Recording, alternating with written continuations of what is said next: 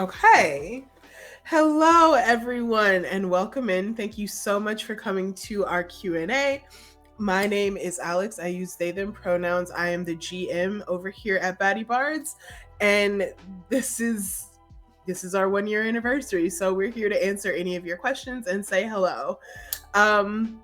So I am going to popcorn it over so that way you can meet my glorious cast, my friends, my loves, my body, my darlings. My body. My body. I'm gonna go ahead and drop it over to Blueberry.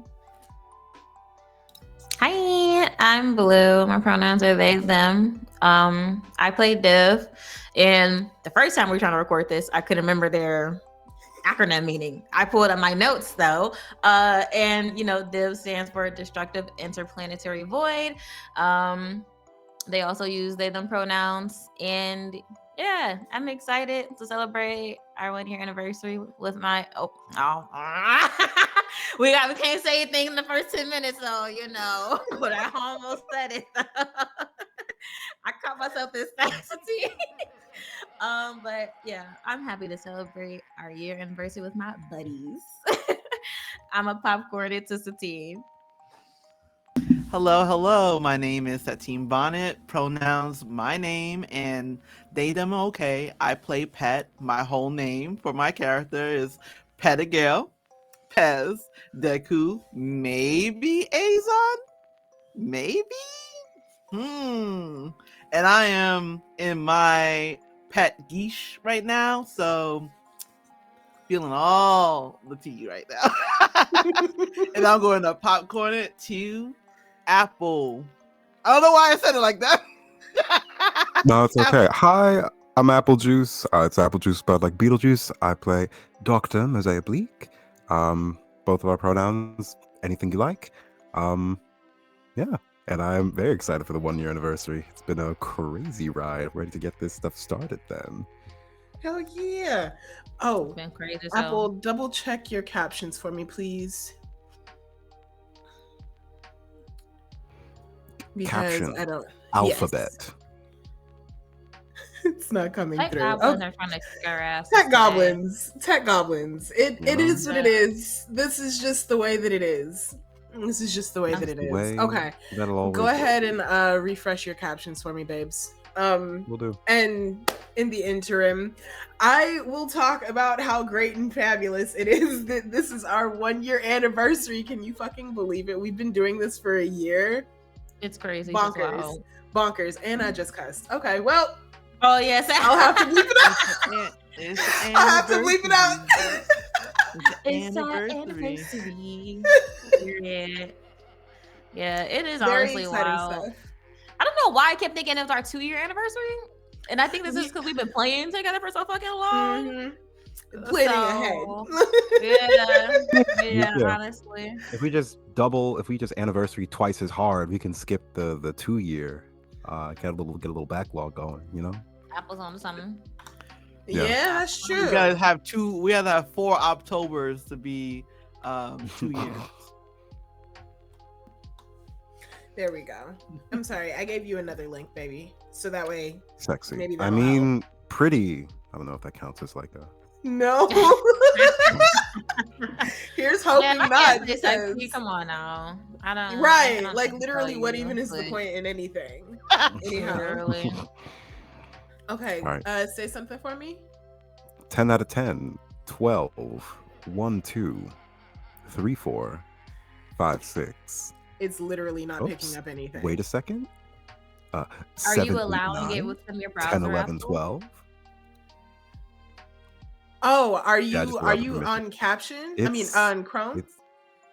I'm not on Chrome. That would do it. Yeah. Chrome that's the one. Gobbles up my computer from the inside out like a pretty little tapeworm. That's the thing. Got so close. The prettiest little tapeworm. I see you, Apple. I see you. Yeah. All right, send a third link, 3rd time's the charm. It's all Chrome got you. From here on, baby. Finna all invite Chrome. You right this instant. Bada bing. Okay. Chrome does fucking eat up my damn computer. It's using so much memory right now. It does. It does. It I goes nom nom don't real like it. quick. It's why I don't use it. I don't like her.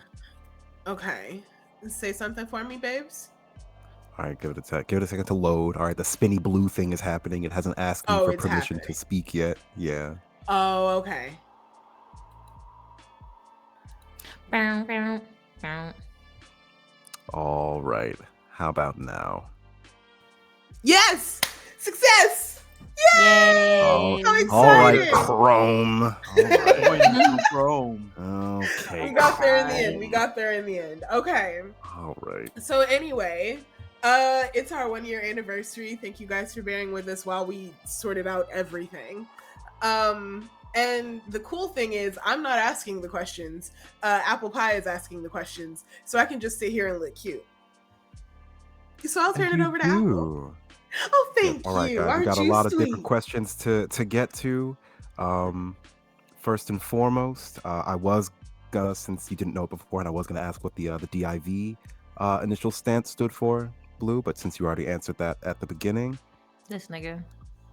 hey, let's start with a bit more of a broad question then. What inspired you all to join up and do this? First off, Popcorn Satine. Oh, I like that. Yeah, let's do that. Yeah. Okay, I like so a long story short, well, it's kind of still a long story. I saw a little ad. Wait, no, I think now I'm changing up the story. Me and Alex is in another Discord server, and I was looking to play D&D with someone or people, and I was not finding anybody. And then Alex was like, "Hey, you want to join this D&D server? There's a lot of non-binary people here." I'm like, "Of course, let's do it." And now we're here, me dressed like this. So my inspiration is so far with all our home games and our now main game, I feel like this was the perfect time, and I love everyone at the table, so everyone inspires me. So that's my little thing, and I'm gonna popcorn it to our DM. Blueberry.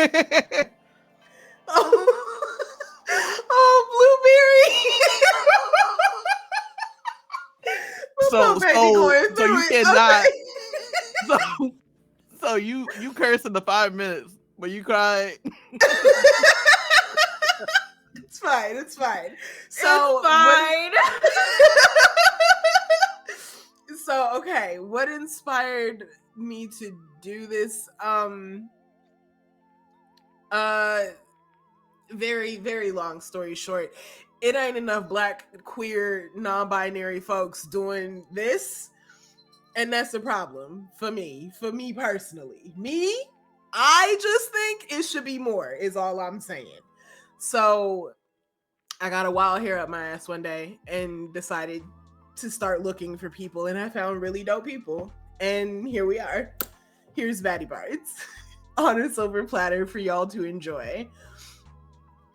So yeah, it was very interesting. It was honestly because Blueberry started that server. Blueberry server started it all, to be honest. I didn't even know there were Black people who played TTRPGs on my Facebook friends list. But you live and you learn, you find cool people, and that server was the beginning of the end, or the beginning of the beginning. Yeah, very cool stuff. I'm gonna popcorn it to Blueberry now. Hey, you said the beginning of the end. I was like, hold on.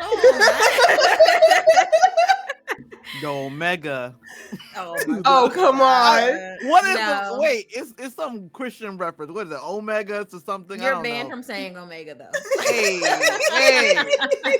Okay, let me be quiet.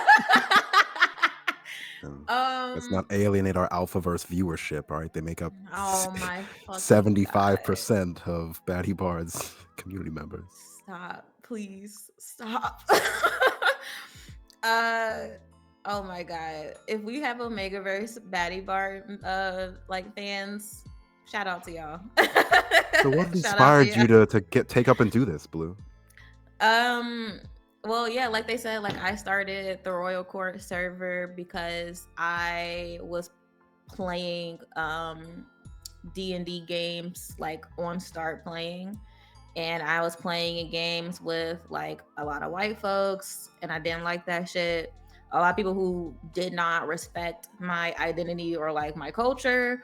I had like one good GM on Start Playing, and that was actually VJ Harris, fucking fantastic GM. I would love to sit at their table again. But you know, I was like, yeah, I'm not gonna keep paying money to play with assholes. That's fucking dead. So I started the server, and then I first put feelers out on Facebook, and I was like, and then like Alex and I have been Facebook friends for like fucking years, and that was like the first time we really like started to talk and shit. And then they joined, and we were like, okay, well, we gotta find niggas. And Alex fucking put out signals into the world, and like that's how we all came together. I'm trying to remember how I met Apple, and I'm sure it was another like past life or some shit. Like we were cowboys or some shit. So I don't know. I can't remember how we met Apple, but I'm happy that we did. And I'll Likewise. popcorn it to Apple. Yeah. I mean, as is the case for literally everyone here at the table, yeah, Blue started a server, kind of brought us all together, kind of bringing out the everyone into a TTRPG community where they actually felt like, you know, welcome, understood, heard, that type of shit. I think we actually met in like a different server on like a different actual play. Highs and lows, ups and downs, heroes and villains.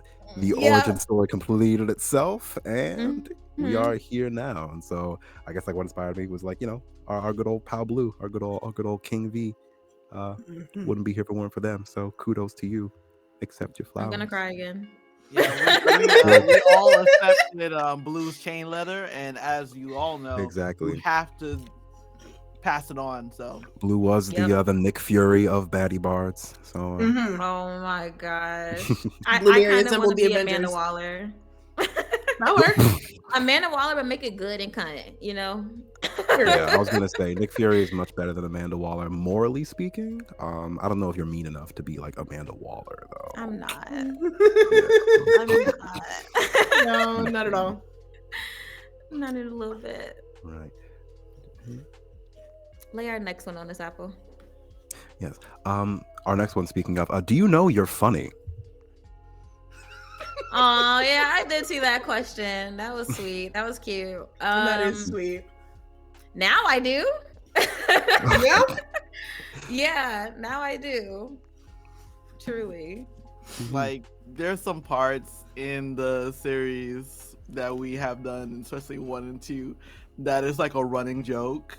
Like between me and Apple's character, how I talk with them on like the at certain moments. It's so hilarious. And then when I review it again, I was like, yeah, that's some good shit right there. That's some good yes. Right there. A good jokey like, jokey. Oh, yeah, they ate right there. Mm-hmm. Yep. Mm-hmm. Alex, do you know you're funny weaving a fucking interplanetary, like awful rock opera, space oppression, horrible dictatorship, fucking everybody's shooting and dying and bleeding. Mm-hmm. You know you're funny, Alex? Hey, remember the thumbs up? Remember the thumbs up? Thumbs up, green, like those moments, those small moments. I always suspected I was funny, but I never knew for certain. I don't know. I'm talking shit. I have no idea. It's fun to know that other people think I'm funny though, so that's fun. Right? Yeah, that's the important thing. As long as I can get a chuckle or two out of you, then I've done my job. Being in BBHQ has shown me I'm fucking hilarious. Period. And that's fact. Feel free to join our Discord server, guys. Yeah, it's link First is plug. in our beacons. Mm-hmm. First plug.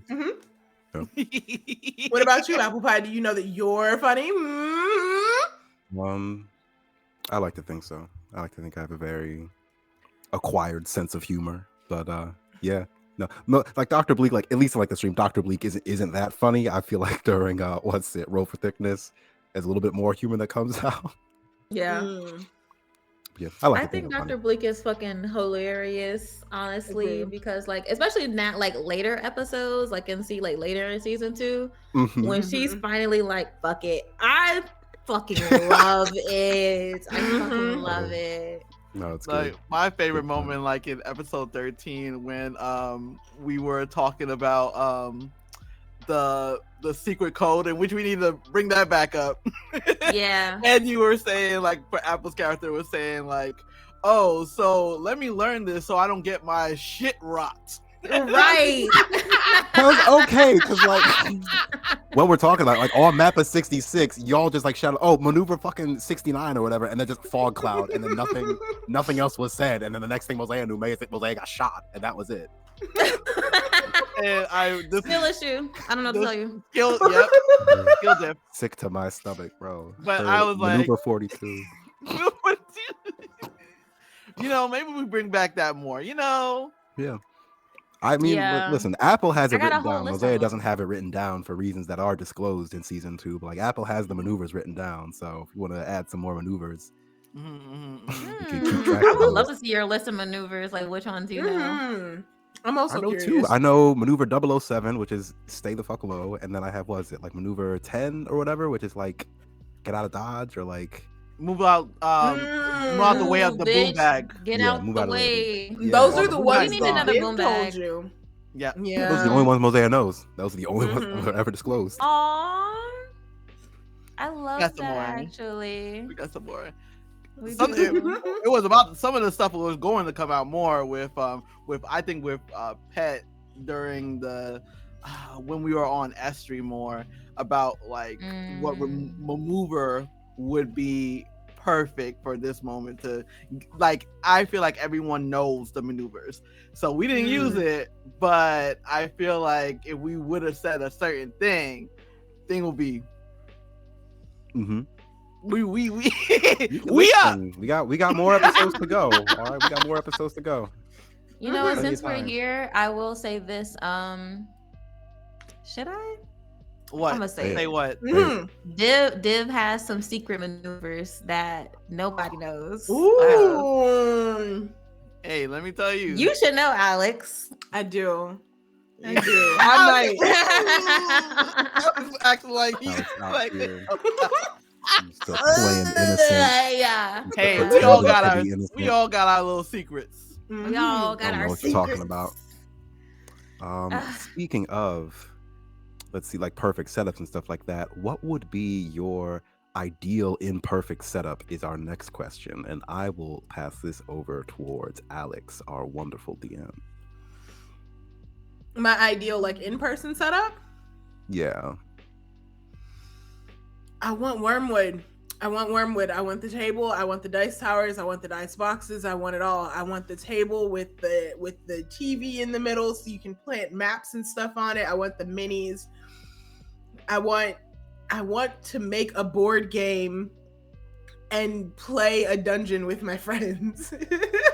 I want to make a board game and play a dungeon with my friends with like the little minis and whatnot. I think that'd be really cool. I would love to do like terrain and mini painting and stuff like that, but that's an expensive ass hobby to get into to keep it a stack. It is. And ain't nobody got money for that, and ain't nobody got time for that, because if I did that, I would not be able to do BaddieBards because that is a part-time job, and BaddieBards is more fun. So yeah, I would love to do I would love to have like a little cave system, a little cave, like a man cave, except make it cunt and add wormwood tables and minis. Bro, I had to Google wormwood. They talking about $3K for a fucking table. That's crazy. They're That's expensive. good carpentry, though. As hell. Yeah. But the tables are beautiful. I can't lie though. So that means we just gotta Exactly. be carpenters. All of us gotta be I mean, carpenters. I have a thing at the maker space. I would love to do so, but I have a 2-bedroom apartment and no basement. So Damn, that's actually crazy though. Wow. yeah, wormwood is pretty dope. That is pretty cool. Popcorn and Alex. Apple. Ideal in-person setup. Mhm. A warehouse at 4 a.m. No. Get the fuck out of my head! Yeah, Get 4 the fuck out of my in head! a warehouse. I don't know. But no, like jokes aside, like the D20 setup where like they have one of the dome with like the screens and everything that you can like change to have like immersive backgrounds. I don't mind like not having like a video table or whatever. Not I don't mind like not having minis or anything. Like I'm kind of like warming up a little bit more and more to like theater of the mind, just because like it's kind of fun, but like nice little like an ambiance chamber, you know, a little bit of ambiance, some adjustable ambiance would be nice. So I fuck a with nice that. little like screen dome setup would be my ideal, if not incredibly expensive and fucking impractical in-person setup, and that would be for me. I mean, I will popcorn. Oh, go ahead. a warehouse at 4 a.m. You could make your impractical little setup. Exactly. May as well find a We just need warehouse. more warehouses. Yeah. Popcorn, Bluebell.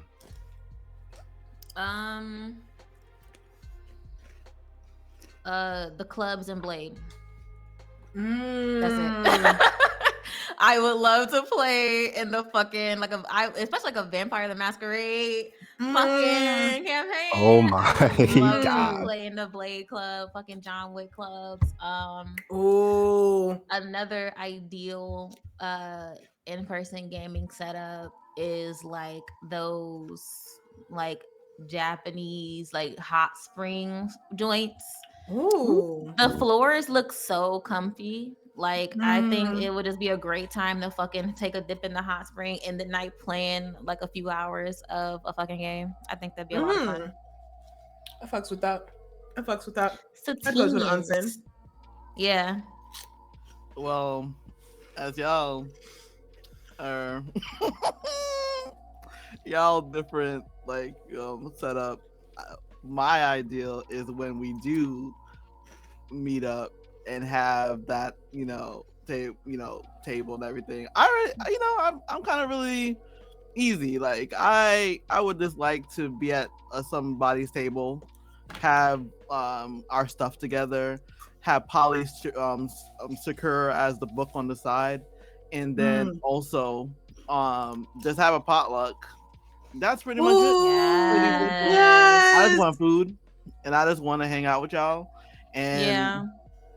if I'm ever a DM one of these days, Tell me more. that would be fun. That would be so fun to me. That's like a cookout with D&D. You know, that would be fun. Yeah. That's always how I imagined our first meetup too. Yeah, like, agree. Same. Us like in a fucking like rented crib. We all fucking cook in an something. Airbnb.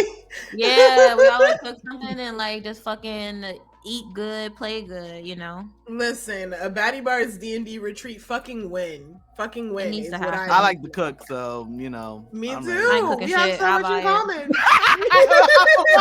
I'll buy it. Apple. Blue is just here to buy the cups. Mm-hmm. I'm I'll here bring to buy. cups, I'll buy the napkins, ingredients utensils. in my mouth. You know what? That's fine. The way I like to cook, we can feed an army between me and Satine. Honestly, yeah, y'all could. Like, at least these meals, y'all could. Wait, y'all Apple, really can you fucking cook? could. Do you want to cook? No, Apple don't fucking cook.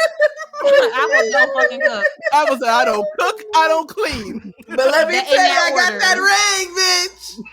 Period. This nigga.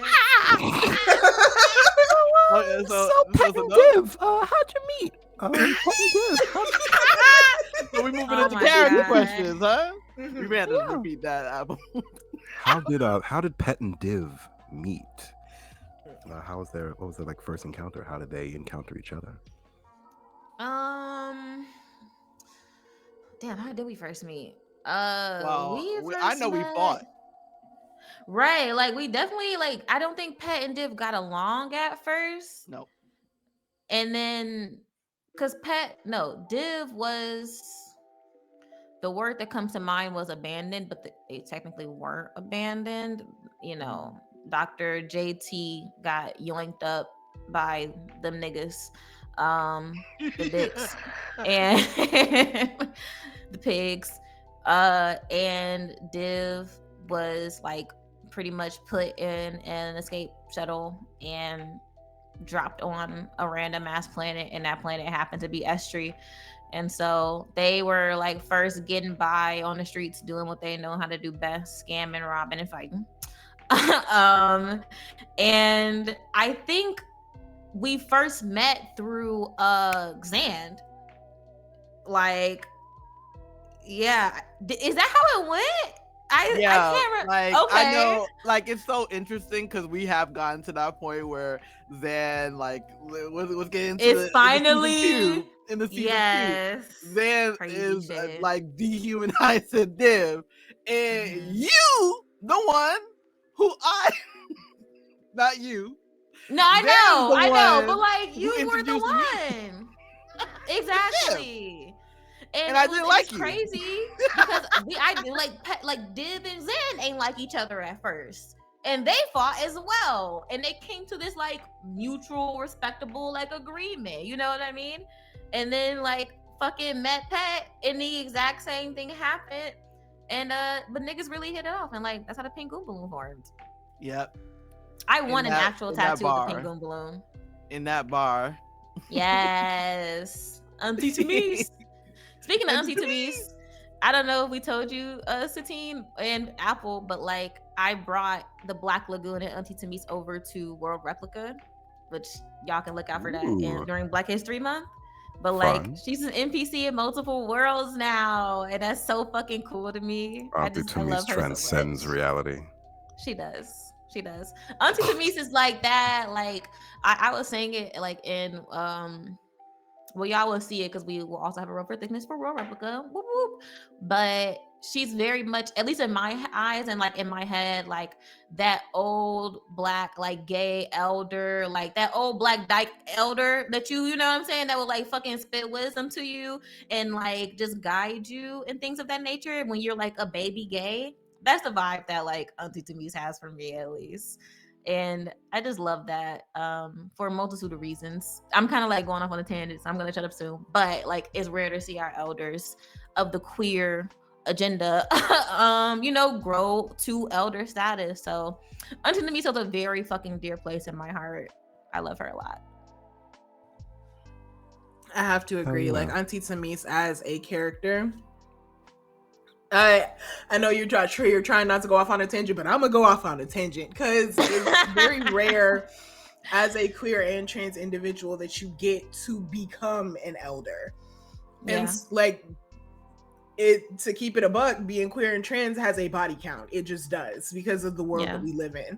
So to become an elder, to be able to, I don't know, like guide baby gays or be able to care for baby gays, baby trans, baby eggs. It's an honor. It's an honor. So having characters like that represented in our stories, very, very, very, very powerful, very important stuff. So, and I don't even think that was something that like Satine and I, when we were like building our characters together, even like set in stone. It just came to life that way, like as we were like building her and shit. And that's so fucking cool. We cooked making these niggas for sure. Period. Yeah, we got a list. We got a list. I'm just gonna say, let me just say, let's assume everybody in this goddamn game is black, queer, and trans, okay? Because they are. They are. Unless otherwise specified, they are gay, black, and trans. Yep. Period. Right. So you just gonna have to be okay with that. Yeah. There's a door. My door is back there. Back there. Yeah, there we go. What we got next? Let's see. Next question would be, looks like it's for me, about where did Dot get their fancy coat? So this will probably come up like not this season, but probably next season now with how things are going. But the coat itself, was a gift from the original Dr. Bleak. It was like the coat stuff. It wasn't like special or anything. That was just a regular like lab coat or whatever have you. Probably extended as like a gesture of kindness after a particularly hard day at the facility. In that same way that you would offer a coat to someone who just kind of needs to be a little bit warmer than usual, and became something of sentimental value for Mosey, if you will. The colors itself, though, the other sort of like entertaining, like in tune with their emotions, was an enchantment that Mosey did herself, kind of over time. Once they were free. Y'all getting preem content here because I didn't even fucking know that. Nigga, I didn't We don't know that. Like the fuck? No. Yeah.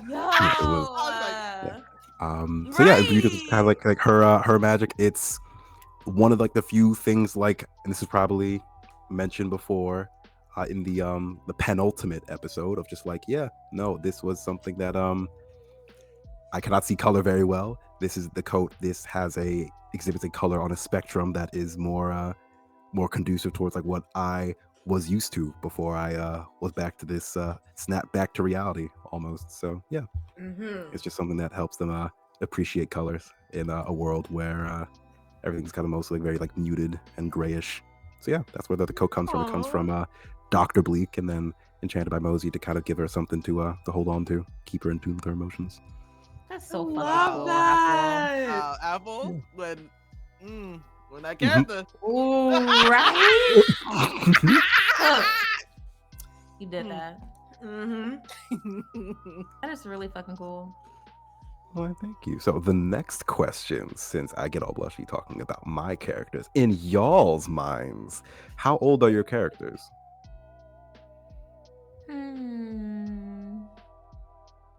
I think Div is like mid-20s. Yeah, I think Div is like mid-20s. I say like mid to late. Well, how are you? Long have you been living?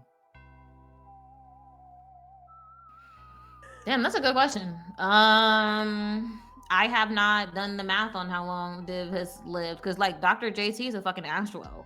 So in my mind, I feel like they spent like hundreds of years together before Div became what they are now, and then maybe like 100, like one extra 100 after they became what they are now. Yeah. How long have you been 17? Say it out loud. Pretty much. Pretty fucking much. I love our Twilight references. Guys, come through our Twilight campaign coming soon. Oh my god! I will play the fuck out of a Twilight campaign. Return to Forks, Washington for Black Cullens coming soon. Everybody bring your ass to Washington. I will drive us to La Push. We will roll some dice. It's all. What's the line that the werewolf guy say? That where the hell have you been, Loca? Yeah. Where the hell have you been, nigga? That's the version we giving. Yeah, for sure. Dr. Mozaeya Bleak is roughly the equivalent of 25 for what she is. I won't go too much into it since that's spoilers for the season finale, but yeah, they're fairly around like the same mental age as Div. I was thinking she gave like 30-year-old, like, you know, you freshly 30, brain frontage cooking. Yeah. Yeah. She grew up quick as wild, and also true. Yeah. Accurate. What about Pet? Oh, I as a actual living being. Imagine that. As a living being, I feel like right now with the current thing that's happened, Pet is 27. Okay. Hey DM, just for like no particular reason, how like roughly old would you say like Void is? Void is like 32. Okay. Something like that. Cool. Yeah. All right. Mhm. Those I are was everyone's editing ages. like the void clip today, and I was like, yeah, I missed my shot with that one. I'm gonna run that back. No, it's okay. Is Take your time. is Void one of the warriors that want to get a little? Mhm. You don't know. I don't. I know. Hey, hey, You don't know. you can tell us. I We want a could. second chance. We Show want us a the second notes. Show us the note. Show us the Bible. Show us the Bible. Crazy. Show us All the right, those are Bible. characters' ages. Add them to your baseball cards. Next question is there a favorite childhood memory of the characters? And if you don't think your character had a childhood and they just became, what would they have wanted their childhood to be like? Oh, that's actually a good ass question. That is a very good question. Because I that will ladder popcorn definitely the applies to team this. since the Yeah, team you has go. their hand raised. I get mine. So, because of the fact that Pets. I'm seeing your name right there. Pet was born on a spaceship called the New Ambition. So their fashion sense came from two sources. So Ambition has a very similar style to what Pet wears now. So I think their favorite memories, or wait. Childhood memory is literally learning how to fly their ship with Ambition. I will say a little tidbits about like Pet in the aspects of New Ambition. Their parents, Ion and why am I forgetting about other Bob? Oku. Oku, I feel like how I pictured them, they were pretty much with Pet trying to develop them to be someone well-rounded, and they were not in the magic realm. For Pet's sake, they're not Pet's sake. Pet's not a magical person. Well, that's another question that's coming up. Pets doesn't do magic, but they really took interest in flying because their mom also flies. So Oku's a pilot, and Ambition saw that and were like, okay, I know your mom doesn't teach well. So let me make you my pupil. So that's a little tidbit. And I'm gonna popcorn it to Blue. I was hoping it would not be me. I think if Div had a childhood, ooh, okay, we're gonna get into backstory teas for Div, because I don't know, I can't remember if this was shared or not, honestly. But Div used to live on the planet that they are from is called Ngozi, and it is this high tech Atlantis planet, essentially, like this cyber aqua Atlantic, like utopia. And I think if they had a childhood, they would have spent a lot of it in the waters.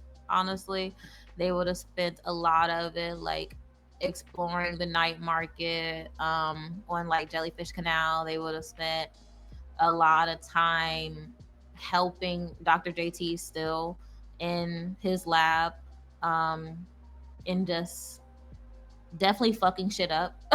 Definitely wrongly mixing chemicals and wires and crossing them and shit, and damn near blowing the fucking lab up, but the both of them are not even tripping on it. They just laughing at it. Lots of long nights staring at the night sky, so on and so forth. Yeah, I think they would have been a really rebellious team, honestly. Very much trespassing and vandalism and theft still. Definitely a lot of that. But Yeah, I kind of like when I think of Div as a child, and I'm like kind of thinking of them like in a humanoid terms. I imagine like truly wild ass Afro, like little dark brown kid with a big old cute gap tooth smile, little snot nose, Roscoe teeth, missing a shoe because I don't know where the fuck it went. You know, that is like what I think of when I like think of the fucking splattered paint colors all on them in their clothes. Because where the fuck did you get paint from? Who gave you access to paint? You know, that is what I think of like when I think of Div like as a child. I'm gonna popcorn it to Apple Teeny.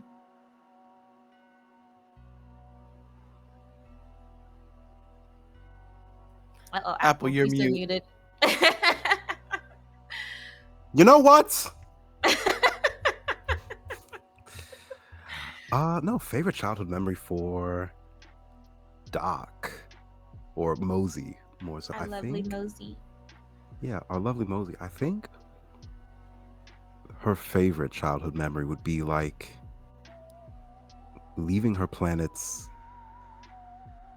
atmosphere for the first time, and like for the first time in her life, like not feeling gravity, you know, as like this, what was otherwise this just like, you know, constant force, this like weight that you like don't even realize that you're just like being held back by, that you've like gotten used to it for so long, and then for the first time ever in her life feeling that weight like lifted and empty, and like what, at least in Mosey's mind, like true boundless restraintless freedom in the space and like in the stars, and just like floating and nothing holding you back, like not even gravity. I think that's probably like her favorite memory, and why I think that she is so, which hasn't come up often yet since we've been doing it, but she's so like angsty to travel and to like continue like traveling like through space and like going off and enjoying the stars as much as she can. Was probably her favorite childhood memory. I love that. Pet too. Pet loves Yeah. to be in the Yeah, that's one thing that the three of our characters absolutely have in common, liking the freedom that comes with like space travel. So Alex, one for you, Jara. Jara's favorite childhood memory?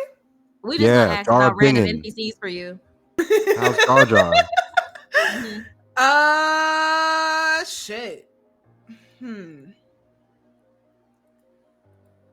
So question, Alex, was Jara on the ship or no? Is that spoilers? Jara was not on the ship. Okay. But she was on a ship. Okay. All right. That's all I didn't know. So the thing is, like,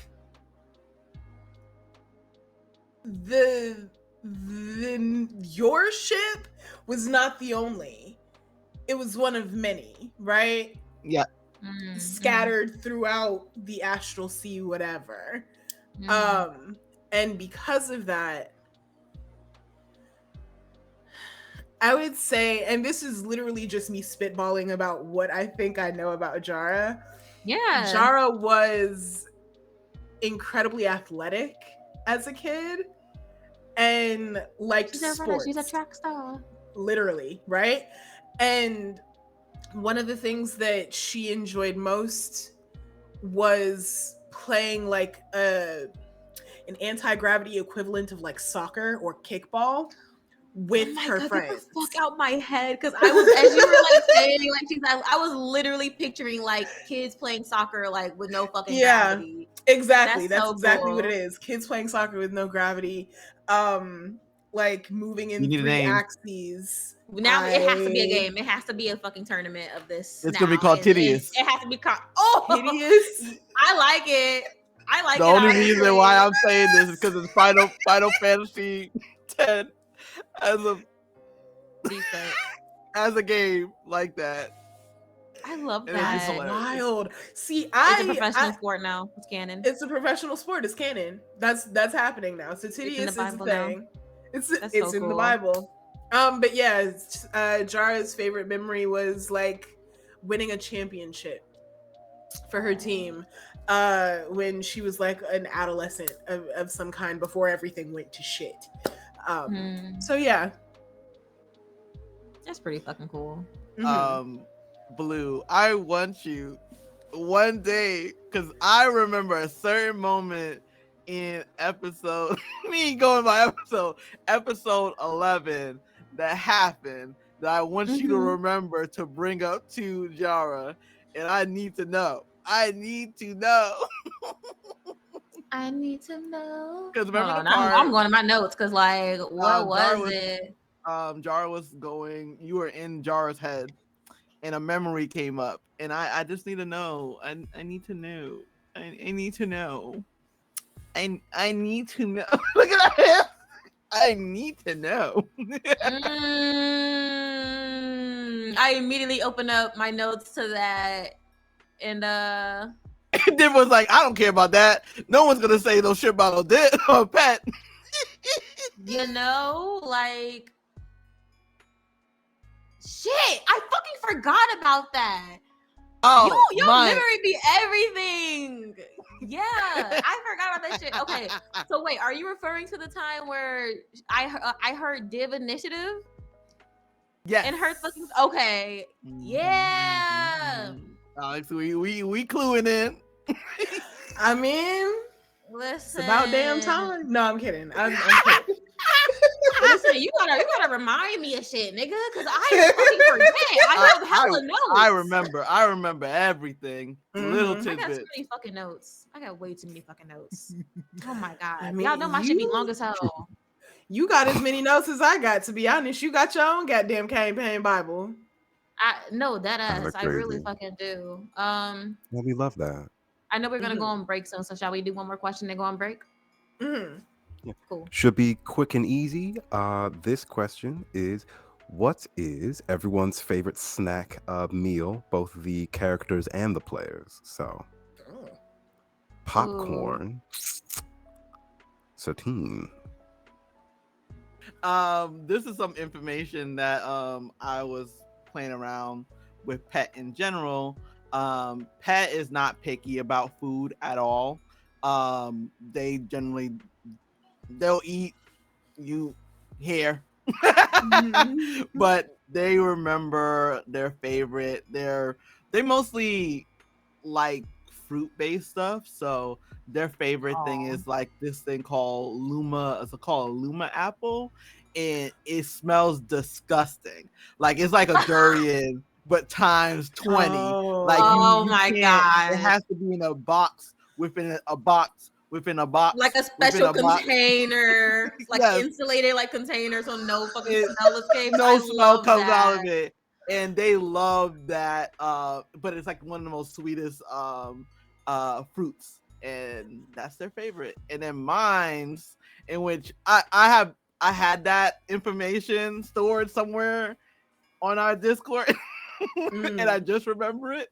And my favorite food is what's not my favorite food? Okay, I am like, what am I into right pizza now? Pizza and stew peas, my favorite. Pizza and stew peas. Fucks with that. Oh yeah, I am Jamaican and St. Lucian. Thank you. Period. I don't know what that person's doing down there. I don't know where Blue is at. I'm gonna popcorn that to Alex. Oh, okay. Well, what's your favorite food? I guess my favorite food, nachos and macaroni and cheese. That's my favorite foods, and I need to make them in a specific way, because yeah, you won't eat your nachos without your queso. No, I don't eat them without queso, and because I started making it on my own, I don't eat them without pico de gallo either, because gotta have that for real. So okay, so I'm gonna ask you about an NPC. I'm gonna choose Oslo this time. Oslo. Oslo's favorite food. Oslo is tabaxi. So very much Write that down, carnivorous. write that down. You already know this. You already know this. I forgot. Because low key, like when y'all discovered that Mozaeya was a shapeshifter, they were this close to being like, "This is my true form," and then just shapeshifting into the Oslo hologram that Jara Oh my fucking had god. showed. Wow. Just to Oh, protect Mosey really got a jokes. bit. I can't wait for Mosey. season 3 Mosey. I can't wait for season 3 Mosey. Listen, trying to see something for real. That would have gagged me. Right. That would have gagged me. Like, Yeah, we getting this plot point real quick. No, for real. Yeah. So carnivorous Oslo's favorite food, very carnivorous. Probably like a T-Rex steak. Because you know, like dinosaurs exist. That's canonical at this point. Dinosaurs exist in this world. So for Oslo, a big fucking steak, like a T-bone T-Rex steak, medium rare. Mm. I can see it. Mm-hmm. I It's see one of them Oslo steaks biting that into break her the back. fucking plant. Yeah. Breaks the Biting plate. her back needs- to the, Yeah, dry age, them. maybe. I don't know. I see them hunting, biting into her back of it. Mm. I mean, yeah, she does. She hunts. She's a tactical. military general, or was. Who knows? Who knows? Ooh. Pop Oh quiz, yeah, Alex. blueberry.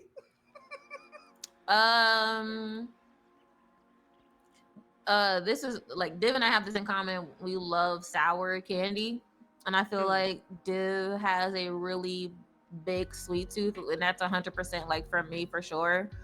Actually, I think that's one thing like all my characters have in common. These niggas love fucking sweet shit, love desserts. But yeah, like I feel like there is this sour candy in the world of Echo that is the type to come with like hella warning symbols on it, like is known to hospitalize people, and it's probably even banned now, so you can only get it like in the fucking black underground market or whatever the fuck. But they love it, and I think they have like a little secret stash of it at their crib too. And for me, I also love fucking sour candy, like sour straws on my shit. Lately, oatmeal cream pies is my shit. And as far that's a snack, but like as far as food, sushi for sure. Apple Teeny, how about you? Let's see. For me, little old apple, my snacks. I'm obsessed with like sweet foods, like desserts and shit like that. So like cookies and milk is like a good go-to like snack. Ho ass snack, but regardless. Oh my god. Because why you say that though? Right. I think for Dr. Bleak, they're very fond of like fruits, of like grapes and strawberries in particular, which are some of the most S tier fruits out there, or like whatever the sci-fi equivalent in the universe of. But they're very like into like natural foods and stuff like that, or like grown foods, like not a lot of like processed stuff, and that's kind of what their preference is. You know what? Mosey did have like a plate of fruit in an episode. Given Like season what, 1. Given what I know about Mosey, that makes perfect sense. Yeah, makes they had that perfect fucking sense. plate of fruit when we were first working like with the fucking IOC. When Div and them had that talk. I totally forgot about that. So Mozaeya is not biting into a grape, like a pterodactyl grape. Oh my You know, Pterodactyl grape just Who's to sounds like say? dinosaur balls, big dog. Who's to say? yeah, I was gonna say all this to say Back it Mosey up. would avoid the whole like quarter pounder scandal that is happening right now. If you want to date this episode a little bit, the whole Would little Mosey stuff, be yeah. an Omega? That's what I want to know. Oh my god. Anyway, so we're moving on to this next question. We going to Guys, break. We're gonna take a quick Yeah, 10 we minute gotta break. break. Actually, Don't yeah, even we need to worry have a about break. that, actually. No offense to the 75% of BaddieBards viewers who are a part of the Alphaverse, but Oh my god. It's Omega verse. oh, is it? Shit. For Yeah. you. Well, Bye. Break. Bye. We're going to break Break. after that. Bye. You ate that. You ate that. I ain't gonna hold you. You ate that. I'm leaving. We will Goodbye. be back in 15. Yeah, Oh my see you in God. 15.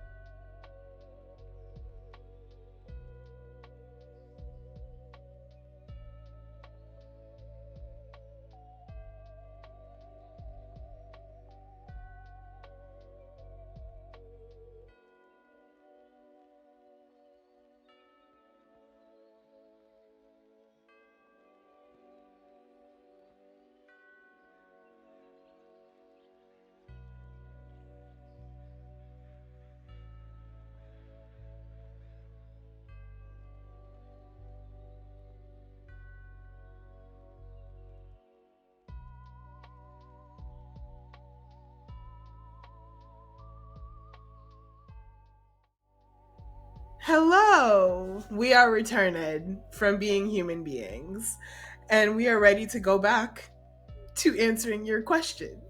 So, I will turn it over to our beautiful apple pie. Right. Next question.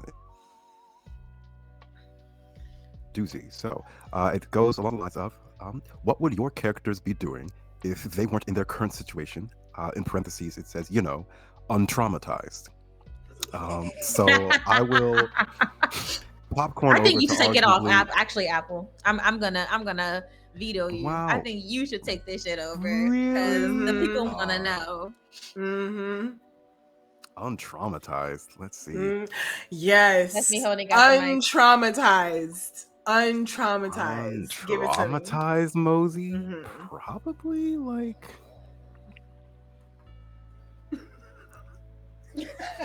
I'm sick of you. I'm sick of every single one of you. No, I think like, well, one, they obviously would not be Dr. Bleak. Mhm. And to whoever they were, they would most likely probably be like doing close to what they had done on Mappa 66 with the crew. They were probably doing like one woman like con man shit, just kind of traveling from planet to planet, just having a good time, doing like vacation stuff, Oh, seeing she the still be a sights. scammer. That's crazy. Hey, listen. She's Mosey's from Atlanta. Hey. Gotta Hey be. now. This is Currently, what she dreams is are a made scammer of. with a purpose and with a goal and with ideologies. Without the trauma, Right, she so just, she from be looking at- Atlanta. Hey, We still don't know your job. We still don't know the job. hey. No, I think she was pretty upfront with like, oh, I'm here to cure a disease. I'm here to cure my patients of the disease. The disease is the IOC, and I'm here to cure it. And that's kind of her like, well, I'm going to be dismantling shit. Then that's like her current goal as Dr. Mozaeya Bleak. As Mosey though, she'd just be like flying around the galaxy having a good time. That would be it. That's what she would be doing, untraumatized. That's fair. I love that. Recreational scamming as opposed to professional scamming. I'm here for it. I think So Div she will from also still be Atlanta. recreationally scamming. Mm-hmm. Speaking of our popcorn div, what does that div stand for again, Blue? Yeah. Destructive interplanetary Yeah. void. All right. I searched real quick. That's a long thing, okay? It's 3 And words. then the first thing and you that keep a immediately comes to Bible my of mind notes. is silly shit. It's 3 words. Silly And you shit keep that a immediately Bible of comes to notes. my All right. mind. What would destructive interplanetary void be doing if they were not traumatized? That makes me wonder if Div would. No, they still would. I was gonna say like if Div would like be aware in the way that they are now. Like if Dr. JT wasn't a little fucked up in the head, they would have been the device that they were made to be. And so they really wouldn't be like the Div that, we know. They wouldn't be aware. They would just be a tool. But if Dr. JT like was still nutty and, brought like them awareness in the way he did, I think they would still be working with Dr. JT and possibly helping. No, yeah, like for sure, like being an assistant and like helping whatever the fuck he was doing with, the like Confederacy and shit. And like assisting with those projects and whatnot. So, yeah. I think Div would have just been Dr. JT's assistant. There probably would have come a time where I feel like Dr. JT type person who would be like, all right, you're real learning it now. Now you are missing like the social aspect of everything. So go out there and figure shit out. And so I think they'd have like a sabbatical, so to speak, kind of, you know what I mean? Like going on a time where they are planet hopping and experiencing like different cultures and so on and so forth, which would be kind of cool. It'll be like a, when like Div going off to college type shit. Like that is the vibe that that would give. I'm a popcorn it to Alex, and What NPC should we do, y'all? Does anybody else want to call it NPC? Because I've been calling them. What would Zan be like if they weren't traumatized? Huh. Hmm. What would Zand be like if they weren't traumatized? That bitch. Zand is walking trauma. That bitch need a therapist for real. And the thing is, like, that's her entire arc. So who would she be outside of that? If she weren't that, she'd be who she was. She would be who she was. She'd be a dedicated sister. She'd be a dedicated friend, and she would absolutely still be scamming niggas for real. She would absolutely still be the ideas guy. That's fully her thing. The trauma is what turned her into this, but like, no, she was who she would be without the trauma. She just very much still a business bitch. Very much still a business bitch. Very much still standing about her business. So yeah. I totally agree with that. Mm-hmm. Oh, and Satine. Problem with Pet. I don't think if I wanted to think outside of what everything that has happened, I don't know if there's a point where Pet would not have been traumatized. If I had to take Pet outside the whole universe itself. And the cookie cutter thing where none of those traumatic events never occurred.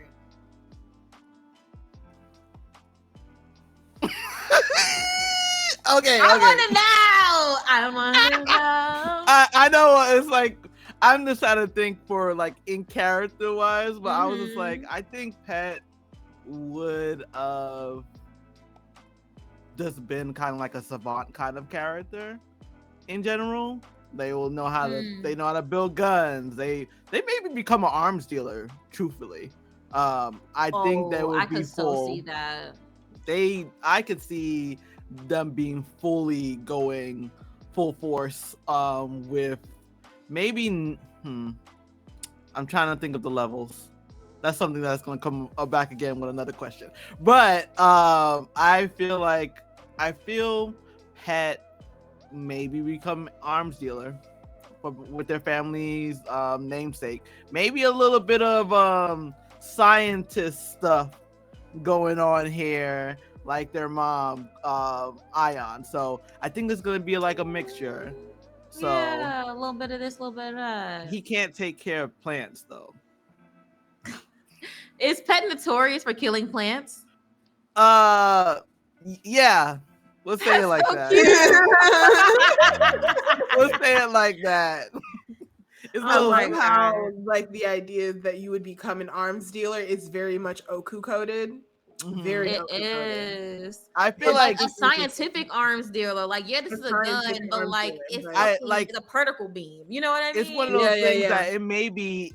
That's why I'm saying it may be split because it could be an arms dealer. Because in their past,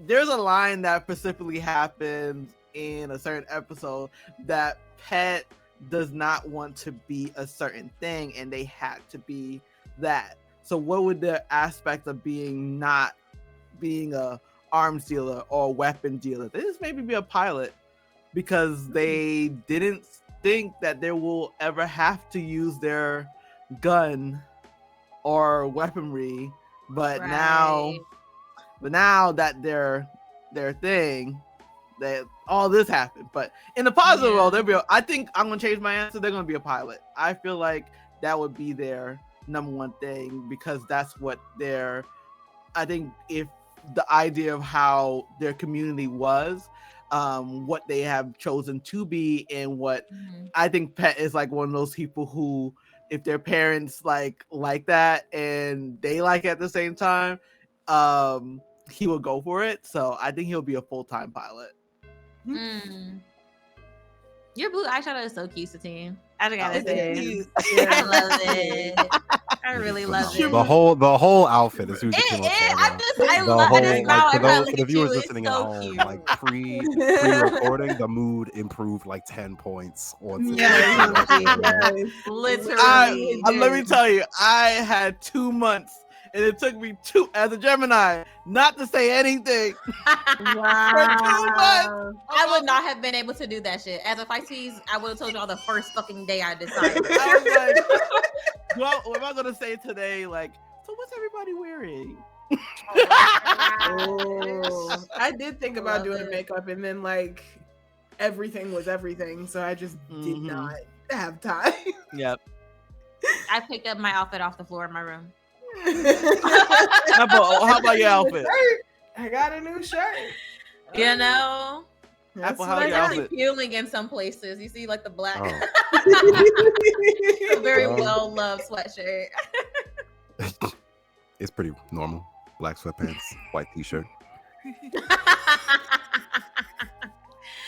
I'm just like holding up the candle like this. Yeah. I got this in like freshman year of college, so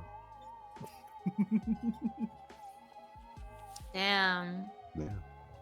Well, that brings us to our next question, you guys. Yeah. Right, let's see. All right, what is there like a little tidbit about your character that you really like, or simply know that you know won't come up unless asked? And I'll pass this over towards the DM, Alex, because speaking from DM experience, I know there's 1,000, 10 million, billion different things that you're like, oh, it's a really cool, random, useless fact about this character that will never come up ever that I should be prepping for instead of. For Void. Yeah, our y'all's suitor. collective would-be girlfriend. Void. The linchpin of the polycule. The linchpin of the Oh, that's so good. This polycule is gonna be huge. So Void actually, what can I tell y'all that won't come up? Or it could be something random that from another world or something too. From another world? Oh, like another situation that maybe has happened, and then we just 100% made it like 360 around. So Void is not poor. Void made her millions betting on like billionaire cage matches. So they can take care of me, is what I'm hearing. I mean, Up with these Rhaegars and this. make it worth her while. Not the kids of teeth. Why are these Rhaegars like this, man? Why are these Rhaegars like this? Listen, you give a Rhaegar a chance, and they will make their millions. Their love language is money. I know that's right. Talk to me nice. I'll serenade you. Speaking of giving my boyfriend their the black card. Yeah. Oh, popcorn, right. Apple. Oh,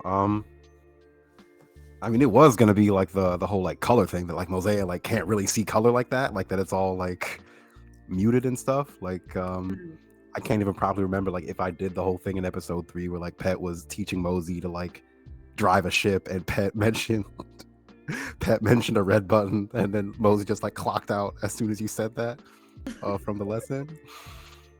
But yeah, that's just like a whole thing. Like Mosey, like outside of the inside of her code, like can't really see colors on like the regular spectrum. Everything's just kind of gray like.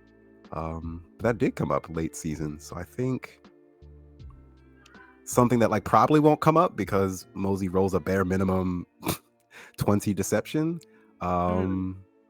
is that like Mosey feels an inherent connection to Div regarding, I don't know if you can hear that, there's Halloween shit happening. I can't hear it now. Wonderful. But yeah, I think Mozaeya has like an inherent connection to Div just regarding their like shared history, like with doctors that took care of them and then not abandoned them per se, but like doctors that they like got separated from. And so I think like a lot of like Mosey's like feelings towards Dr. JT are just projected feelings that she has towards like Dr. Bleak. And so she feels like almost like protective of Div, who is sort of like gung-ho about getting back to their doctor, which will probably never come up unless it's like asked directly about. But it's just like a feeling that like Mozaeya has towards Div. That's interesting. I would have never thought that. Yeah. That's honestly I love when that. Div and Mosey best friend arc. When I've had You enough. took the words out of my I've mouth. had enough. It's been the longest slow burn. It is. 2 whole seasons. 2 whole seasons, and they're warming up now in the later half of the Yeah. season. But yeah, it's just like, oh yeah, these people in lab coats, they kind of basically created us, and I don't know, it's an interesting dynamic to have to navigate. I will popcorn Div then. Yeah. I don't know if this has come up before or not, and like let me know if it has, but one thing that Satine and I came up with when we were making Pet and Div was that something that Pet did in the past that Div kind of still resents Pet for is Pet accidentally breaking a trinket that Dr. JT gave them. So yeah, I can't see that ever coming up. And that's how we after that, that's how we started to be friends. I was gonna say that in the other thing, but I feel like, this is yeah. But yeah, I love that. Yeah. Because let me think. I'm like looking at it and we wrote it down, like Pet grabbed it, not realizing how delicate it was, and it broke. And it was the fact that Pet sincerely apologized for the act that warmed like Div's core and made them open up to Pet. So yeah, I'm a popcorn necessity. Oh well, the biggest elephant in the room. So we really haven't talked about it. I don't know if I'm messing this shit up, but I don't know if we haven't even talked about it just yet. Pet's religion, as what they follow. I don't know if they follow, but I think because of the fact that under Oku, basically they're Oku as a parent, they have they follow it lightly. But I haven't really talked about it because I want to actually ask because of the fact that my weaponry is based on the fact that I do not shoot bullets at all. Pet's gun. Ooh, mouth a little juicy. Pet's gun. I don't shoot bullets because based on my religion of the 3, and because of a certain sect I am in, called the Daughters of the Dust, which I don't know if we're gonna ever bring it up. I have an ability based on the connections with the universe, the 3, that the dust, the power of that, I can explode stuff basically. Let me just tell you too, in the background, gifts have the most Vegas ass background, so I had to build this fucking religion from scratch to bring it up to speed, and I had to talk to Alex about it too because of Oku's relationship with that same religion too. So I don't know if it will come up, but I think Pat maybe go a little bit more into it. Also ask Oku, but I don't know how y'all want to talk to Oku about that. Yo, for Div has been like, I'm not too crazy about getting cozy with Oku because I see that Pet ain't too crazy about you. So I'm going off Pet vibes until Pet is like, hey mom, I'm not. I don't know You're if Miss you're gonna. Oku to me. You're That's it. Hey, Miss Gale to me. Sorry, you ain't at that level yet. But I has been wanting to ask you about that shit, like the shit you were saying when Pet was like, wait, is this a spoiler? When I don't even fucking remember what episode it was. So like, It's Oh, episode when 22. tearing up the room. Nah. yeah, and like been wanting to Oh yeah. No. Tear No, up the that's room. episode Yeah. 21. That's fine. No, Okay, cool. No. The tear up the room was 21. That was episode 21. So you just asked about that. But yes, Div has been wanting to ask, like, so what the fuck were you saying during the like what is that about? But like, we have not had the time. We got stuff and things. We have not had the time. We have not had the time. Mm-hmm. Shit, we had to even squeeze in that talk that we had on the fucking ship, like with Mosey.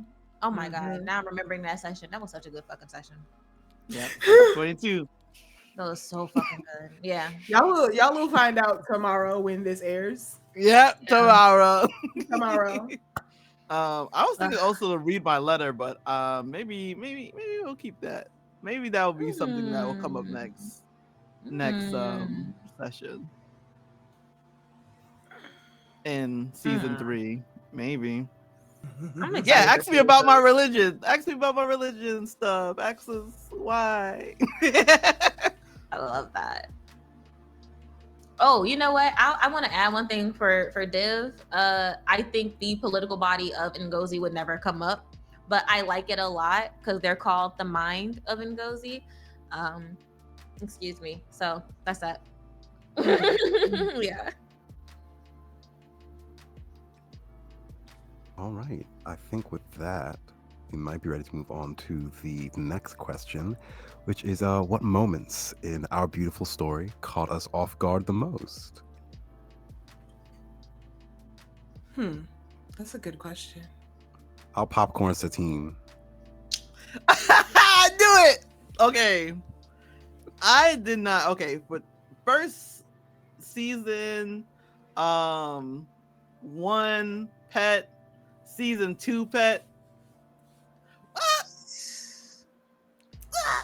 It's a Venn diagram, you know. It's like a like I had a idea for Pet in season 1, but I didn't know how fast it was gonna come in season 2. Okay, listen.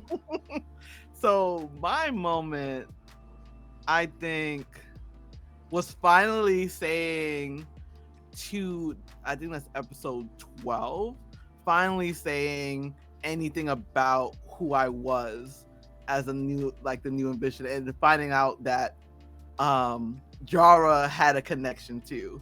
Like I had an idea. I was like, I know something about my history in the past with the cavalry in general. Like we switched together and all that stuff because of how the new ambition worked. But yeah, that dynamic falling into Pet and then falling into just like Pet having those conversations, that was like some of the most important conversation I had in my character development, like hard hitting, like, yo, I gotta talk to somebody that I have not talked to in 12 years and figuring out how I as a character is going to stay in that moment and how would they react to it. So that was my moment.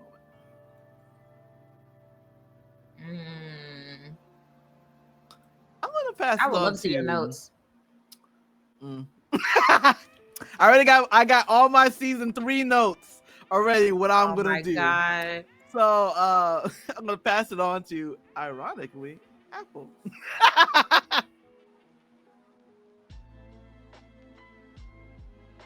Off guard the most? Let's see. Hum. I know which one for you is. Hey.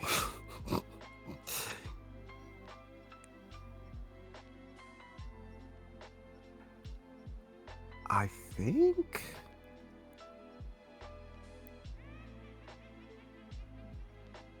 how the dynamics have unfolded. I think that when we all kind of made our characters and introduced our characters way back in session 1/session 0, and we all kind of got to know each other, I had an idea of how sessions would pan out. I didn't expect Mosey to at the very least get so attached to the party so quickly, and two, vice versa, of the parties get in their own little ways attached to Mosey so quickly. But I think just the way the story unfolded, I think the party dynamics developed in a very natural and understandable way, but in a way that I didn't expect at all. If you had asked me session 1, I would have immediately suspected that Div and Doc would be best fucking friends from the get-go. And that Pet and Doc, just because of the general Doc's aversion to fighting outright and stuff like that, would have a bit more of a rivalry, but it's kind of the opposite, if that makes sense. Yeah, I agree with that. Yeah. Yeah, Pet understands. Pet understands. Yeah. Me, Very Blue is always attached to characters that Apple makes. I was like, I can't do that with Div this time. No, me and Blue purposely stay made- making absolute besties. 10 Yeah. 10 times out of 10. I was like, oh, we be this here is so all the new and fucking fresh. time. Yeah. Mm-hmm. But I would leave such as I hate being mean to Apple.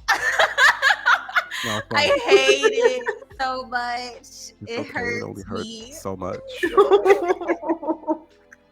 I will popcorn Blue. I think I have a couple. When I was really gagged when niggas were trying to assassinate Jara in front of every fucking body, I was like, oh, the balls on y'all is crazy. Oh my god. That shit was wild. On national fucking TV? Right? That's crazy. I was gagged by that. Bro, on the fucking next house prototype? floor trying to kill somebody? That's crazy. Hey, everybody was no watching fucks. like this. On the exactly. Damn, there go Bro. the Confederacy Yeah. or what's the name? On they shit again. Shit. That's fucking wild. Yeah, this is like something that happened before, right, Alex? You don't know. Oh my. I'm God. guessing. I don't Nah, know. for real. I know. You don't know. Let me see the Bible. Negative, aka Next, low-key becoming like a sibling to Div now, almost. Next Isha. Like Nexisha, one of the only beings in this universe who can come as close to understanding Div fundamentally as possible is Next. And honestly, that fucking Nat 20 with the creeping violet tree was crazy too. That really surprised me. Yeah, I think I was also I'm looking at my fucking notes and what was it? I just had it. It was ooh, I just fucking lost it. Hold on, wait, because I gotta fucking know. It was Div asks Next, are you okay? And Next is do you want me to be okay, Div? And Blue had goosebumps. I was like, what the fuck? That shit scared me. It was wild. But y'all haven't seen episode 22 yet, but Div and Next share a couple of moments, and it was really good, and it was really surprising. Oh, is episode 21 the one where? Yes, it was when fucking Pet was like, "You're not some fucking robot." That shit was so fucking good. That shit was so fucking good, dog. Yo, I love that moment. I love the moment. Yo, it was. I was editing that clip before I took my nap earlier, and I was like, I gotta come back to this one because this is just too fucking fire. And I also had really liked that moment when we went through the black hole and Doc was being traumatized, honestly, and Div tried to reach out to Doc via telepathy, and Doc just screaming, just tweaking out. That Don't say I was never did nothing so for you. fucking good. Yeah, that was really Don't say fucking I never good. did nothing for you is Don't say I bonkers. never did Yo. something for you. Okay, my last one, because I know I just said a lot, but my last one too is like, of course, Doc and Pet's fight. That was really fucking cool. It was really good because, like Apple just said, I did not expect Doc and Pet to hit it off like that at all. Like, it was even a surprise, like, to me as Div, like as a character, that they had got close like that. And honestly, I think for a moment Div kind of had some Xanties. Now, like, I'm like actually like processing this in Lifetime, like had some Xanties where they were like, is this bitch gonna take my best friend? But then they themselves were like, nah, that would never happen. Like, Pet is Pet, you know what I mean? Like, our bond is unshakable. We're good. So that's a difference between like those two though. But they definitely had like a moment like that. Oh, we could have, other friends, and maybe we got a little difference. And that's exactly connection. what they thought, Satine. Like, it was truly like, well, yeah, like that makes sense that like Pet gets along with like this individual, and they don't have to only be my friend. Like, you know what I mean? Like, they clocked themselves kind of in that moment. So yeah. I know we should popcorn it to the DM. What's your? What's your? Just to fuck up.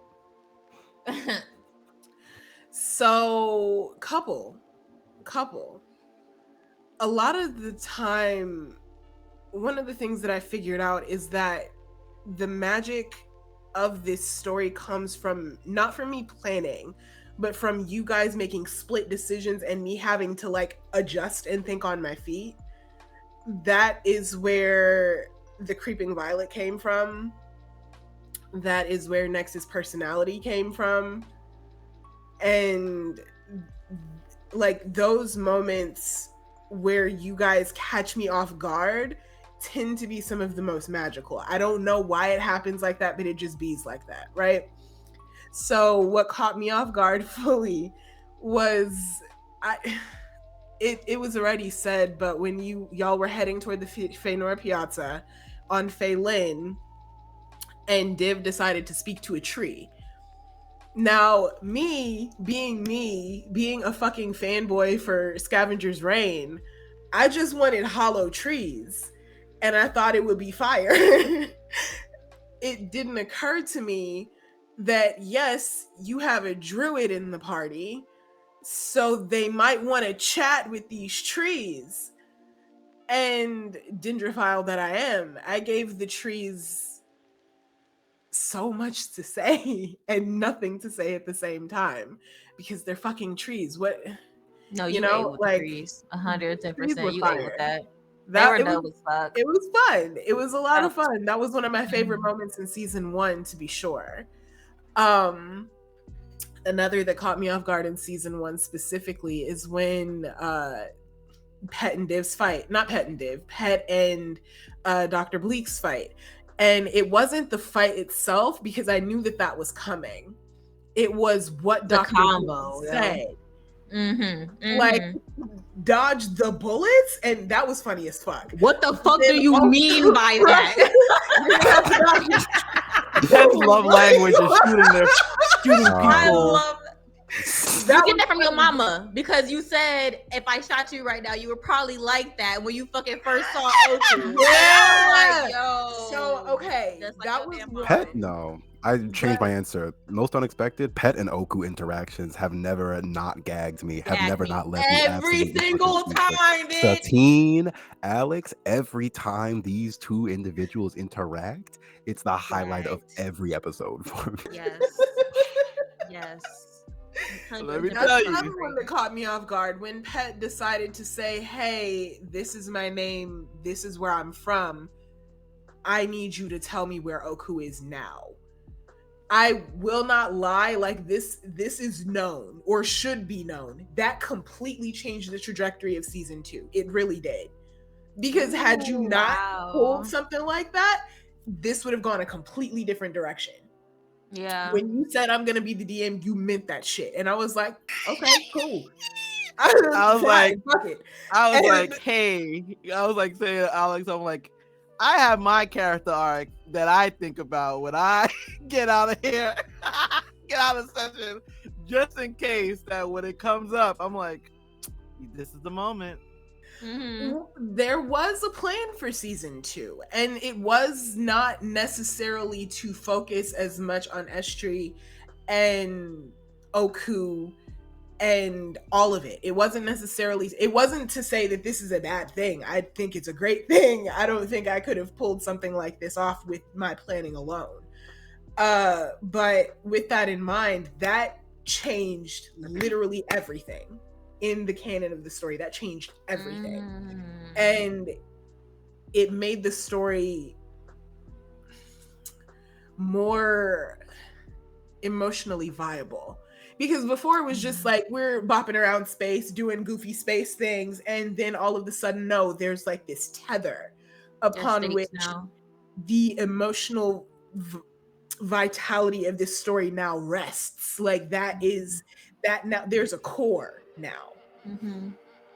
And that, honestly, that is what threw me for the biggest loop. I was like, okay, cool.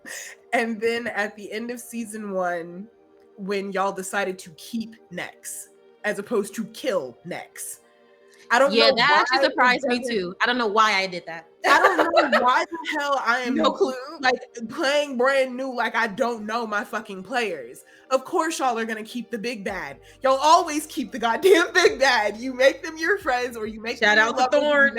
Oh my god. to this day, one of my favorites. It's so funny. But like, I genuinely did not expect y'all to keep Nex. Nex was supposed to die. Nex was supposed to be an obstacle for y'all to run from. And now all of a sudden, we've got a twin, a sibling, a prodigy, a protege, whatever. We have like it's fire. Nexisha. Arcane Hole kisses. Arcane Hole kisses. But yeah, those are some moments that caught me off guard the most. And honestly, they've been some of the best moments. Truly, the best moments. Yo, why did I take Nex? Like, I don't even remember what the fuck made me make that decision in that moment. But I'm looking at my notes and I see that I see it says they're completely shook by negative and Nex is able to calm them. And I'm like, that's wild that Nex was able, because I can't remember that episode fully. That was hella fucking episodes ago. But like, that's wild. Even in that moment before Nex is like what they are now, and like, you know, this evolution that they have been experiencing was still able to calm them then. And I think that, oh my god, the parallels from that last episode of season 1 to the last episode of season 2. Oh my god. Oh, tomorrow, y'all gotta be on it tomorrow, man. Y'all gotta tune in tomorrow. That's all we can tell you. Tune in tomorrow, because it's a good one. It's a good one. Yeah, because there's another moment in season the season finale that I'm like, wow, I got multiple touchdowns. Yes, I want to talk about it so bad. Oh, I was like, season 3, emotional roller coaster. Cannot wait. That's my favorite song. I know, like, I have one more thing. I think what really I enjoyed this season when Apple was gagged about Dr. Mozaeya. Oh yeah! Oh yeah. See, Sister Bleak on TV gagged the fuck out of me for. I remember that. Mosey's. Yes, I was in the room. Mosey was never meant to be Jamaican. The fucking churras was fully Apple. Catching Apple off guard is 10 out of 10. Absolutely one of my favorite moments. That shit's hard to do. Right. Apple is a goddamn GM. Apple is a very good GM. Apple is very used to being the one gagging niggas. No constant So gagging. for me, little old me, to get Apple to come on cams and go bumba clot, I was like, So oh, good. So fucking good. I won. Get your Everybody can go trophy, home now. nigga. I got it. Thank you. Yeah, that ass. That was the moment I was like, oh, I have arrived. Shit was That is crazy. so for real. fucking good. That was It was great. That was a crazy. great moment.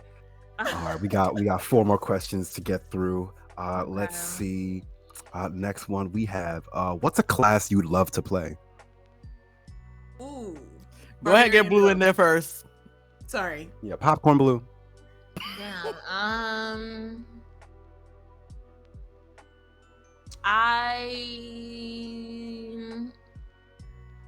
can't. Okay, because like I would say Bard, but I'm actually playing a Bard Blood Hunter now in the home game for me and Apple. And y'all know I fucking love a magic class. I love being able to do magic. Like Wizard and Sorcerer are my fucking favorite classes. And so like that's actually what's different about Div is like I couldn't give up the magic. That's why they're a druid, but they're also barbarian because I want to smack shit.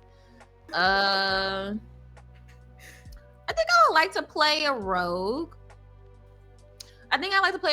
And I know like we play D&D, but I also want to play the ensemble playbook for Thirsty Sword Lesbians. I really want to play that. Yeah, I'm gonna say rogue. I think a rogue bard actually could be a lot of fucking fun. Or even a ranger. Like I don't know shit about ranger subclasses, so don't at me, bitch. A rogue and a ranger? Like the ranger subclass where you get like the fucking animal companion and shit. Yeah, I think that'd be cool. That is fire. I'm a popcorn into Satine. Well, let's see. I play a cleric. I'm playing a wizard in another campaign for a little bit, and I'm playing a fighter right now. I would like to play something with a lot more stuff. Like I'm trying to think what would be a good one, because like I have played right now I'm playing an all martial character, and I have played a magic person and a hybrid magic and things. So if I'm speaking in the terms of D&D, I would like to play maybe a sorcerer. Ooh. No, sorcerer warlock, because I know I was thinking warlock. I could turn that warlock up. Yeah, you could. Oh, I want to add paladin. I'm curious about paladin. Oh, Pet was going to like there was like at the beginning of the whole thing was either a paladin or fighter, and I choose fighter for a specific reason because I wanted to shoot guns, and there was a subclass already on there. I bet you we could figure out what paladin with guns, but it was already there with fighter. That's lit. I mean, paladin Pet will go crazy. Yeah. I scope the scenery out. I can see it. I can see how Pet is. So I'm gonna popcorn to Apple. Oh, to Apple? Shoot. A class I would like to play. Because you already know I like playing wily bastards. I also like playing quiet, go with the flow type of bastards. I am curious because I played Rogue before. Rogue is always fun. I'm curious to play a Ranger because Apple is a slut for underdogs, and Ranger is never mentioned in D&D without it ever being mentioned how fucking awful Rangers are. Yeah. So I kind of want to just play a Ranger and see how far I can get and what kind of crazy ass shit I can pull. Hell yeah. Yeah. I might play Robin Hood from Shrek. Oh, from Shrek is so funny. The medic. Very specific. I'm here for it. Bard Ranger. That's what I was thinking. I was like, a Bard Ranger would go crazy. Yeah. I will popcorn Alex, our poor forever DM.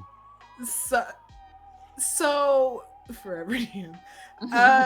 So my favorite classes are barbarian, rogue, and artificer in that order. So I have a barbarian rogue who is my favorite character right now, and I have an artificer who is also one of my favorite characters right now. However, if I were to play in terms of D&D, if I were to play a different class, I would want to do, is it the monk that has the Echo Knight subclass? Or the Echo something monk? No, I think isn't that paladin? Sound like fighter. No, I'm thinking about. Is it a fighter? Yeah, I think it is a fighter class. Okay, yeah. So I would want to do that one, the Echo Knight, whatever Knight? that. Huh? Is it? Are you thinking? No, Eldritch not Knight? Eldritch Knight. Echo Knight, or something like that. It's what happens is you get body doubles. Oh fuck! So you get body doubles, and they can do damage. And I thought it was fighter. A monk. It's fighter. It's one of those two. It's one of them. It's a fighter. But yeah, they get to, you get body doubles, and they boom boom boom, and they do some damage. And I love a martial class. I like a big beefy boy with a heavy ass hammer, or a couple knuckles and some feet fight. You know what I'm saying? So yeah, a fighter would be dope. That's sick. Yeah. We got a speed runner the rest of these questions. What's next, Apple? Next question. No worries. So, when considering the themes of the pod, did y'all mean to make viewers cry and throw up? Yes. Yes. Yes. Let me tell you. Absolutely. I'd be thinking about it. I said, what can my character do to, let the tears come out? Yeah. The tears. When I'm playing Mozaeya, I think, and I'm talking to you, listener, I think, what can I do to make this specific person cry? What can I do personally, every day, me, Aepelgeuse, to hurt you? You specifically. Ask what Apple can do to hurt you today. Exactly. I love it. Yeah. Next question. What made D&D the best system for the story y'all wanted to tell? And were there other systems considered? Frankly, I'm going to be honest, I don't think it was the best system to tell this story. I was just going to say that. I agree. I think it's the one that we are the most familiar with at this precise moment, or it was the one we were most familiar with when we were starting out. But that is it. That's it. It just had brand recognition. That was about it. Because honestly and truly, we could have done Mass Effect 5e or Star Wars 5e, and that would have been even better. We even could have gotten away with, if we wanted to, pulling some shit with like Thirsty Sword Lesbians or Apocalypse Keys. We would have been able to get away with something like that too. So I don't know. I guess it depends on how. Oh, Numenera would have been fun to play with this story too. So I'd be thinking, like, should we? There's a world within which Echo was done in a different system, and it would have worked just as well, if not better. D&D is just the one we were the most familiar with at the time, and therefore here we are. Yeah. Here. And lastly, is there anything you want viewers to remember or take away from the story or the pod in general so far? And I'll popcorn Alex on this one as the curator of the story. Be gay, do fucking crimes, fuck capitalism. Period, point blank. That's it. That's Echo. Wonderful. That's it. That's Echo. I want, like, I say this all the fucking time, like when I talk about BaddieBards and I talk about like Echo, the entire reason we started it was to see ourselves and like the various identities and intersections that we hold reflected at us. You know what I mean? Because we don't fucking see that at all. In the TTRPG space. Well, let me not say at all, but we don't see it a lot in the TTRPG space. We made BaddieBards together to fucking take up space, and I feel like that's exactly what the fuck we're doing. We're carving out a space for ourselves. And it's such a beautiful fucking thing that we have been doing. So yeah, I want, when we get like the, comments that are like, oh my god, I've been looking for something like this, like that shit fucking makes me cry. Yeah, I'm an easy crier, but that shit really fucking makes me cry. Even thinking about it, like, yo, nigga, because like I have always wanted to see myself in media, and like I don't, and I haven't. But then, to know that this collaborative like story that we're telling, people can see themselves in it. Yo, like other Black trans queer folk can see themselves in this shit. That makes me so fucking happy. Like, to me, people are always like, how do you measure success with BaddieBards? Like, what does it mean to you when you made it? Like, to me, we made it because niggas have been saying that to us. And now that was my fucking goal. And so I'm good. I'm like, an awards under our belt. That's my next goal. Yeah. I'm popcorning to Apple. In terms of takeaways, in terms of like story and characters and shit like that so far, and like the pod in general, it's hard to be seen if you don't take up space. Is I think the theme of BaddieBards, and like at the very least, like how I've been playing like Mosey and Dr. Bleak. I think kind of like what Blue was talking about. We made this because there was not a lot of stuff like this out there, and like Blue was saying, we haven't really, in the grand scheme thing, we have not been doing this for very long, and even still we've gotten like messages saying like, hey, like this is what we've been looking for. We've been seen here, we've been made to feel seen with this podcast, which was the goal and has been the goal. And especially with like Mosey Bleak, like of course over the course of like the late season 2 and stuff like that, of pretending to be someone that you're not, of pretending to be something else to fit in, pretending to be something else because it is maybe not the best thing for you, but it's easier to exist in a world when you are understandable to people. And especially in the back half of season 2, literally the only thing Mosey ever had to do ever was just to be honest with the people around them, be honest with themselves about who they are, and express who they were. And they have been being repeatedly, consistently, and wonderfully accepted by the community that they have chosen to affiliate themselves with. And that is, that's the message. It's hard to find your community, to find a space where you can be real if you not take that leap and find that very real and very difficult bravery to be yourself in spaces where it can be difficult to be yourself. Well fucking said. Beautifully said. Not you gonna make me cry, son of a no, Dad. My recording yesterday, my recording today has made me cry.